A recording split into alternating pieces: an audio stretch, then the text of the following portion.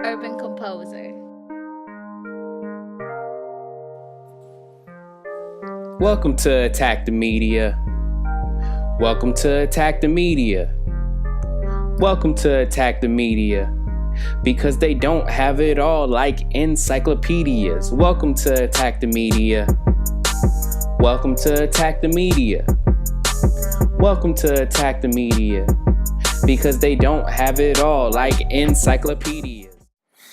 So next up, I want to talk about another guy who sometimes I cannot stand. Sometimes he says some good stuff when he's not hedging.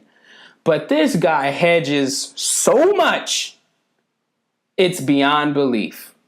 And you can tell he's more emotional than he is being logical in this situation where he says, and this is what I'm talking about. He hedged, and you're going to hear it, that he doesn't think the Lakers will make the playoffs, but basically they should make the playoffs, but he don't think it's a playoff team. I mean, it's stupid. It's so contradicting. It's like, dude, just pick a side. Pick a side and I don't know. But let's listen to this Brian Windhorst on the Lebron show. Over the last 2-3 years, you could see that someday LeBron wanted to play for the Lakers. You just didn't know what year it was, and the circumstances, primarily the Kyrie Irving departure, lined it up for this year. And that's where we are. And this is a different type of move, guys, because this is not a basketball decision. This is not a great team. I think they'll be a playoff team, but I don't guarantee they'll be a playoff team. The last two times he moved, he was going. Brian, what? It's fair in that conference. It's fair to say LeBron, that. Brian, you put LeBron on any team. They're a playoff team. Any team. Well, I think they're probably a playoff team. See, there goes that probably word. But I'm saying, and also we don't know what their roster is going to look like in October, much less February, much less April. But I'm just saying that I think they're a playoff team, but I don't guarantee that they are. I mean, the Western Conference, not only that, I'll just give you an example. Over the last 10 days, the Clippers have made some very nice additions to their team. Are you kidding me? The Clippers? They are going to be a team that is going to win a bunch of games. I don't know if they're going to be a playoff team, but if you're the Lakers, you don't look at the Clippers and say, that's 4 wins. Dude, that is 4 wins. The Clippers have no chance. They won 35 games last year. 47 games made the 8th seed, okay? Go look at the schedule in the Western Conference. Go find me 12 more wins. And preparing for his next hedge in 3, 2, 1. Okay, maybe you find 12. Maybe you find 13. Maybe you say LeBron's worth 13, 14 wins. That gets you the 8th seed. Okay, LeBron's never been on a team that's been fighting for the 8th seed in 15 years. But Brian, what Ingram is going to become and what Ball are going to become and whoever is there around LeBron, you've seen it for too long. You've seen it. Whoever those people are, they're going to become the Mo Williamses and all of these Larry Hugheses and all these corpses that LeBron is always dragging to the finals, no matter East or not. If Brandon Ingram takes a step forward, it'll be great for the Lakers. If he has a breakout year and becomes an all-star type running mate to LeBron, boy, does that change their entire outlook. That would be great for them, and it would be awesome. But LeBron is wagering on that. He doesn't know it. He doesn't know it the way he knew Wade and Bosh were going to be with him. He doesn't know it the way he knew Kyrie Irving and Kevin Love, who was in the fold minutes after he committed to Cleveland. He doesn't know it. He's throwing the dice a little bit here. He's throwing the dice saying, I'll make these guys better. They'll get better. The Lakers will get another star. And it's a reasonable bet, but he's never made a bet like this before. This is different than the last two, and that's why I say I don't think it's a wholly basketball decision. And at age 33, with 3 championships and 4 MVPs, and in his mind his legacy set, maybe he feels comfortable. He clearly feels comfortable making a decision that is not based in great basketball and hoping that great basketball comes with it. Gotta love Brian Windhorst, man. He is just phenomenally all over the place. That is his expertise. First, again, like I said, this guy hedges a lot. He hedges very often using words like probably, if, etc. But I want to talk about a clip that I didn't really feel like pulling up, but it was around the time that he had just found out that the Lakers had signed Rondo and Lance Stevenson. I think it was just Rondo that he found out first. And, overall, he was like, he doesn't know what the Lakers are doing. He doesn't know what Magic is doing. And, it's like this. Dude, you don't run a basketball team. You're judging someone who is running a basketball team. And because of that, he doesn't understand. He's, let's face it, Brian Windhorst doesn't look like he ever picked up a ball, whether that's football, soccer, basketball, whatever. It doesn't look like he's picked up anything ever in his life. This is a guy who simply just went to games and went to journalism school and followed through, and he is where he is today.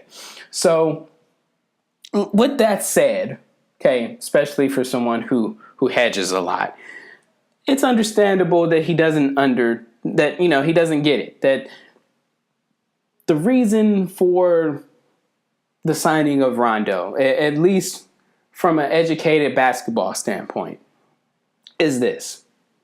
LeBron is old. Okay, let's all face that fact. LeBron is older, and because of that, and when I say we, I mean Lakers, we have to preserve his output. So the bottom line is this. Last year, he played all 82 games and led the league in minutes, played more than anybody, didn't come out of games in the playoffs, not just the finals, the playoffs, period, just to get to where he is. Okay. And often he just didn't play defense because he just didn't have the energy. He was doing everything he could on offense. He had no energy to play defense. He was a defensive liability. And we're talking about LeBron James. Someone who people want to call the GOAT, taking off on defense because he has no energy. Now, I will give him somewhat of a pass because his teammates, sometimes they were out of it. Sometimes they just didn't their hearts weren't in it. And, he was out there playing. I don't think his heart was in it either, but he didn't want to look like his heart wasn't in it. So he did give it his all. I mean, it was an opportunity to win a championship. So he did give it everything he could. It just didn't work out. So anyway, and, before I mull over this, before I go over it, this is why I said he's a crybaby. The whole coming out with that soft cast and like I've been basically playing with a broken hand. This is another reason why I can't call LeBron the GOAT. It's like if you didn't show that, then don't show it. Let it come out in reports later on that you did that. Not for it to be something you show up after the fact in the press conference basically saying that I think we could have won if I didn't punch the wall, basically. It's not saying he called it an excuse. It was a cop-out. I won't call it an excuse more than I'll call it a cop-out. But yeah, this is one of the reasons why it's so easy to hate him.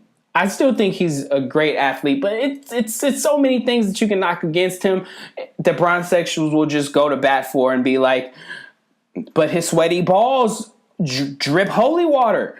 It's all of that. But anyway, I'm over here losing my train of thought. The point is this. Rondo is an out for LeBron not to have to control the ball for however minutes he's going to play. And I think this is a situation where he's playing with enough, talent, young-wise and veteran-wise now, where he doesn't have to be a defensive liability, where he can play 34, 36 minutes a game during the regular season and possibly play that in the playoffs. He's in that position where a guy like Rondo can allow him to play off ball, because we've seen what Rondo did with Anthony Davis, and out of consideration that Anthony Davis is a phenomenal athlete, but still not as great as LeBron as far as everyone's opinion.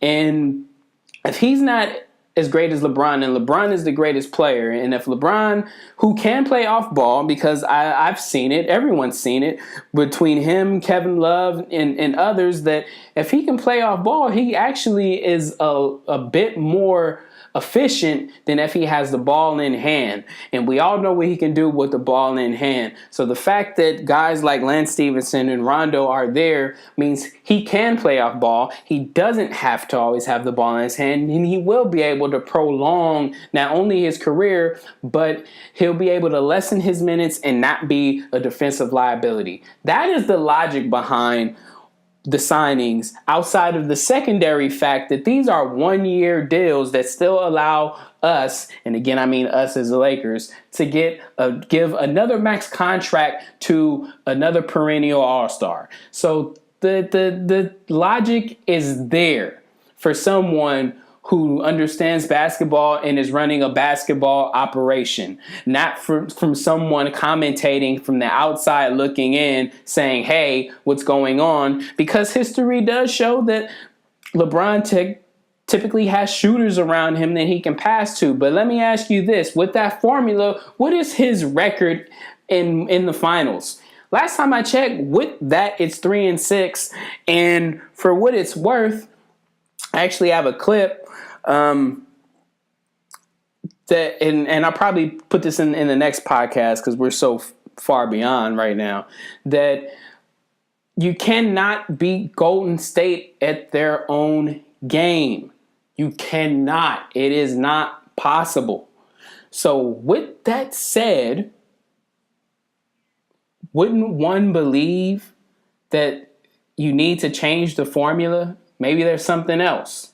And LeBron could be a better defender, because I've seen him play defense before. He could be a better defender if he didn't have to put so much into the offense. So that's the reason behind the signings. But moving back on to this clip from Windhorst is, dude, pick a side. Either they're going to be a playoff team or they're not. Don't sit here and say that, well, if you find 12, 13 more wins, then they're an 8th seed. Last time I checked, an 8th seed is a playoff team. And I don't want to hear this. I believe that they're going to be in the playoffs, but I'm not going to guarantee that they're going to be in the playoffs. Pick a side! But, again, I digress. So next, I want to move on to, I think it's Dave McMenamin. And for what he said, and to go off of it, is just plain out stupid. So before I get into it, let's just play the clip. TMZ Sports caught up with Matt Barnes and listen to what he said about Kobe coming out of retirement and playing alongside with LeBron. LA is calling for Kobe to come out of retirement to play with LeBron. What are your thoughts on that? I think that'd be dope. I don't know if it'll happen. That'd be dope though. No, so just no, that's not going to happen. The last time Kobe played, he scored 60 points in an epic performance. We love that Kobe. We remember that Kobe. He's not coming out of retirement. It's not going to happen. I'll turn to you, Dave McMenamin. Your thoughts on him possibly coming, even considering this, coming out of retirement? If I had to choose one word, I know Matt said dope. Pathetic. Yeah. It would be pathetic. It would be bad for the Lakers organization. It would be bad for LeBron. It would be bad for Kobe's legacy. Let's move on. Okay, that's fair. You're taking it way too seriously. Oh, boy. Sports is one thing and one thing only: entertainment. Oh, boy. We may put it in a different category because of the work ethic, because of, depending on the sport, it could be danger involved. But at the end of the day, we're here to be entertained. I love the idea of just one more again, seeing Kobe out there on the floor, this time with LeBron James. Why? Because it'll be entertaining. I don't think it'll be a firestorm. I don't think it'll. It will be sad. It won't be. Why would it be sad? bad. What is Kobe going to do? Yeah, you forget. Kobe's going to entertain us. You forget the Kobe that would show up with LeBron. It's not the young Kobe with the halo afro. It ain't going to be even this Kobe in 24. Yeah. It's going to be 4 ice packs and duct tape Kobe who was hobbling to the free throw line with a torn Achilles. And that was a few years ago. Yeah. This dude cannot play basketball anymore. Now, before I rip Dave apart, Marcellus ain't got no place to be talking because, let's face it, you could not beat Kobe one-on-one any day in your life. So I don't want to hear it. This man, Kobe, could put on 60 more pounds and not play a day of basketball in the next 10 years, and he will still whoop your ass, Marcellus. But I digress. So anyway, Dave, before LZ came in for the win, by the way, Dave, I have no idea how blasphemous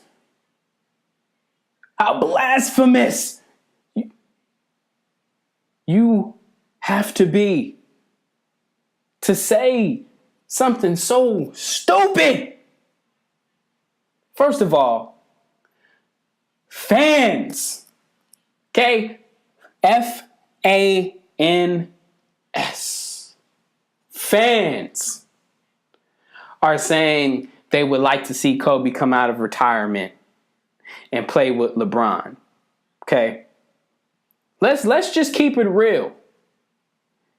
Hell, I would even want to see that. It is not to see Kobe come back just to win a championship. No. These are 2 all-time greats. Who wouldn't want to see that? Hell, when Jordan came back, I would have loved to seen him and Kobe play together. We all know that that's not how Jordan mindset is. I don't want to play with the best players. I don't want to go join someone to feel like, just take this competitive edge away from me. Jordan is the GOAT. So he didn't want to just come back and do that. Plus he had a stake in the Wizards and it made sense.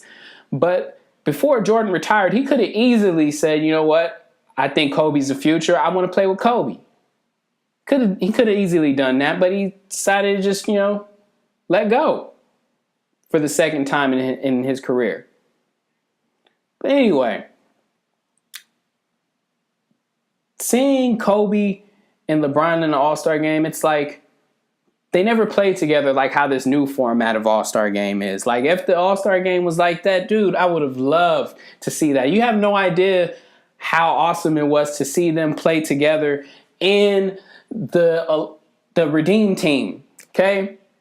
To see that was a glimpse of, something truly amazing. So it's understandable why there are fans that would like to see that, who don't have any beef with LeBron, okay? Who believe that LeBron is a great player, that would like to see another great player in one of the greatest Lakers ever play with him. People would love to see that. I would line up to see that, which is why I understand why LZ came in for the win and said that he was thinking too much about it because, let's face it, it would be hella entertaining. But I'm not done with Dave. This is a hypothetical situation. Why would you say anything? The fact that you call another man pathetic is pathetic. Period. It's not like he came out and said, I want to come out of retirement and suit back up. Right now, Kobe is so far removed from playing basketball. And you want to sit here and say something so stupid, that it just doesn't make any sense to me. It doesn't. It's hypothetical. So if anything, he could have just said that, you know what, I wouldn't want to see that. But don't say it's pathetic when he never said it. Don't call something pathetic Because the fact that you want to call someone pathetic, that you would not say to his face, is pathetic. Don't act like he doesn't work there at ESPN. You can catch Kobe very easily. Don't sit here and call him pathetic. Matter of fact, don't call anyone pathetic when they're not saying anything. Now, had he said it, and then you want to use that word, that's a different story. But when he didn't even say it, it just makes you sound stupid. Stupid. Anyway, let's move on to this is also from Sports Nation, by the way, about what to basically expect from this new LeBron Lakers. I kind of already touched on what I feel this is going to be. So, let's play the clip, and I'll probably just end up reiterating what I said, a few minutes ago. The guys around him, Dan, just make no sense. And that doesn't even take into account the brewing, war that could take place between Rondo and Lonzo and LeVar, who you have to throw in this mix as well. I mean, the Lakers are doing a hell of a job selling this narrative, that type of team that will take LeBron into through the final stage of his career. But I think it's total nonsense. I think this is the type of team that spontaneously combusts right around midseason.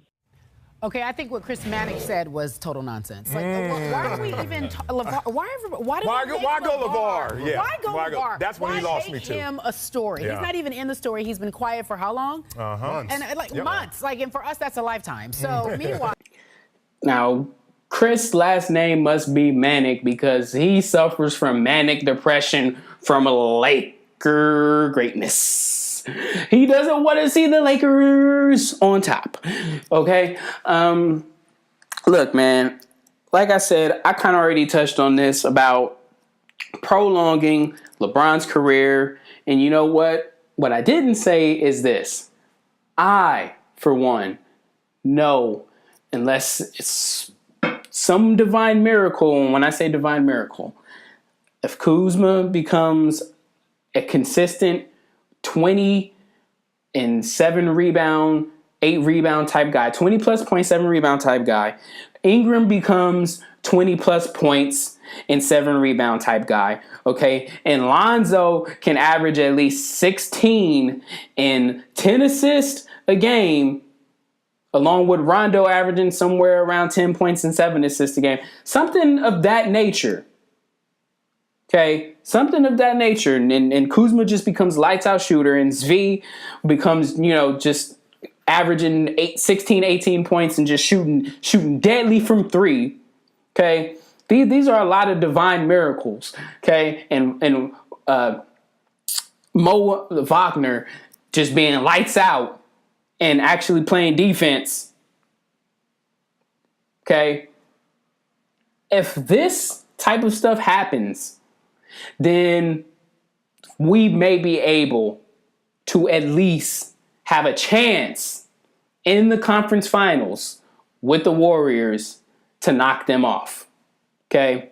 Because you'll have a LeBron who can actually play defense, and you'll have some shooters around him. More importantly, guys who can handle the ball besides him to where he doesn't have to carry on the entire load. And then you get him being able to lock down defensively on Kevin Durant. That is the only chance that we have of competing with the Warriors this season. Otherwise, the Warriors are just going to win another title because I don't think Houston got any better. In fact, they lost Ariza, which I think is very underrated because, let's face it, he played the toughest defense on KD. Let's just keep it real. Without him as your defender, you really don't have a defensive backbone outside of I know his name is on it. Tip of my tongue, man. Let me find his name real quick. That's it. PJ Tucker. PJ Tucker. Okay. That is your defensive backbone right now. PJ Tucker is one hell of a defender. Outside of him and Capella, if they re-sign him, what true defense does Houston offer? So I honestly, and this could just be me being biased, and it also could be the fact that you really can't bet against LeBron. I believe that there is a very high chance that the conference finals will be us versus the Warriors. I just believe that. But of course I have to believe that as a Lakers fan, so my opinion it might be biased. But you know what? I know Bronsexuals will at least be with me on that one. Bronsexual will at least be with me on the fact that LeBron will get to the conference finals and will have a chance to knock out the Warriors. And if we do knock out the Warriors, to me, that's a title. Because let's face it, the West has won pretty much all but three, the last 15 years maybe? Is that I don't know. That might not be accurate. I'm gonna have to look that up. See, I'm not about to sit here and be hardcore on that. But the point is, majority of the championships in the last decade have definitely come west. I'll say that with confidence because I do know that as a pertinent fact. Most championships have come west. The fact that LeBron's record is 3-6 means that 6 championships have gone west. So, pertinent fact that most championships come west in the last 2 decades. So anyway, the point I'm making is this. It's very easy to underestimate the Lakers right now because Lonzo's jump shot might be broken. We don't know what it's going to be like this season. He might have more confidence and he might shoot better because he might get to play off ball a little bit. He will get to play off ball a little bit. And that might work in his favor for his shot. And, Kuzma can improve his shot, percentage. Because, he's already at a league average, of what is considered a good shooter. He might go even above that to an elite shooter, shooting above 40% from 3. There's just a number of things that have a chance of happening. It's not like it's out of the realm of reality. So I'm with that. Now, I will play the rest of the clip and before we head to the end segment, but I give Marcellus credit. And see, it's not just about, I like I said, I like Marcellus. I do like Marcellus. Okay. But he did come and he did, state some facts, and his facts actually make sense. But yeah, let me play the rest of this clip, and then we'll head towards the end. Rondo, Lance Stevenson, all these people with their tempers is a recipe for a disaster if not handled well. Your thoughts? If the locker room didn't have good leadership, then it could be disastrous. But LeBron James, if there's a fire, he's an extinguisher. He's going to take care of business. Right. Listen, back in the 90s, Dennis Rodman to the Chicago Bulls, to me, was the biggest shocker in terms of the enemy coming into the locker room and joining its franchise. And what happened? They won three straight championships with Dennis Rodman, with Michael Jordan and Scottie Pippen in the history they've had. I would have thought at this point, this sort of nonsense in terms of, these guys can't get along, I would have thought it would have been squashed just from that. Or LeBron James and Draymond Green getting their haircut together in the barbershop, sitting there chilling after they've been fighting in the finals. Right. Yeah. Chris Mannix needs to take a little stroll to the deep end of the pool because I think if you look at this beyond the surface, take a deeper dive, this is a great moves by the Lakers. There's an oven and there's a microwave mentality to what the Lakers are approaching this season. They have 3 guys we just named on 1-year deals, right? Mm-hmm. That's the microwave. And they're there to groom the ones in the oven, which is Kuzma, which is Ingram, which is Lonzo Ball. All right, so, yeah, even though deep down Marcellus is a Laker hater, at least he does have some responsibility for being on a show where he has to talk objectively. And, what he's saying, it's factual. It allows for the growth of the young players while there is something that immediately fixes our Lakers. It fixes the Lakers. Just having those addition of veterans, tough-minded individuals with some IQ. Now, back to Chris, because I really wasn't 100% done with him, but I wanted to go over LZ coming in for the win and Marcellus coming in for the win, because they all made really good points, which is this: regardless of the tempers that Lance may have or Rondo may have, they're going to be around a bunch of young kids who like to have fun. But more importantly, they're going to have the opportunity to influence that type of tough mentality that, we got a chance to go out here and win, let's win. And then you got that with LeBron, and LeBron's going to make sure everyone stays together cohesively. Now, what I don't want to see LeBron do is throw teammates under the bus like he's done in Cleveland, where he's like, I'm not around, smart players, or I need to be around smart players that, that's what needs to happen for me, basically throwing people under the bus. I don't want to hear that. That's the other thing I have against LeBron, is that when everything is going well, LeBron carried everyone and everyone else sucks. But then when they lose, it's not LeBron's fault. It's because everyone sucks. I hate that. Because which one is it? They were good enough to get to the finals, but what? Let's just face it. They weren't good enough to beat the Warriors. And that's fine, because no one else has been good enough to beat the Warriors. Get over it. But don't sit here and make an excuse. Basically, his teammates suck. I hate that. His teammates suck. But when guys like, my guy like Kobe, when they were losing, Kobe gave up on the team. Not that the team sucked. Kobe gave up on the team. And the thing is, Kobe actually didn't give up on the team. He wanted them to want it as bad as he did. And the fact that they didn't want it as bad as he did, he played like them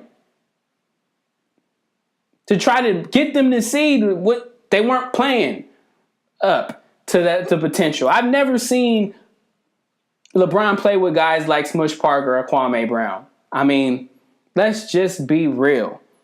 But I digress, okay? The point is, there should be no problem. Bringing up LeVar, it's like the last I've heard from LeVar when it comes to LeBron is that you give my son the best player, never lost. That's the last that I heard from LeVar, never lost. Okay? You give, basically, he said, he gave a positive to LeBron, which is that he is the best player. He said, you give my son the best player, which means that he knows his son is not the best player. I mean, come on now. It's the best that we've ever got from LeVar from his tenure of being in the spotlight. Okay? Never lost. So, anyway, I think it's great that we have these personalities on the team, and I think it's going to work out just fine. Like LZ pointed out, that you bring a guy like Rodman, who was basically a NBA sideshow, who kind of went on his own program. But one thing that was factual was that prior to him joining, Jordan didn't like him. Pippen didn't like him. There was a lot of battles there. And that was factual. And guess what? 3 chips in a row. Second three-peat. And that's when MJ had to go. Then he came to the Lake Show and won one more. All right, that's the end of the rhyming portion of the show. So, yeah. Again, this is why I wanted to do this show because stuff that like Chris Vanek or Brian Windhorst say it just rubs me the wrong way. Okay, I'm over here like getting hyped like Ryan Hollins. It just rubs me the wrong way. Okay, LeBron James is the greatest player of all time. Okay, but yeah, seriously speaking, let's move on to the shut the fuck up moment of the day. This is the moment that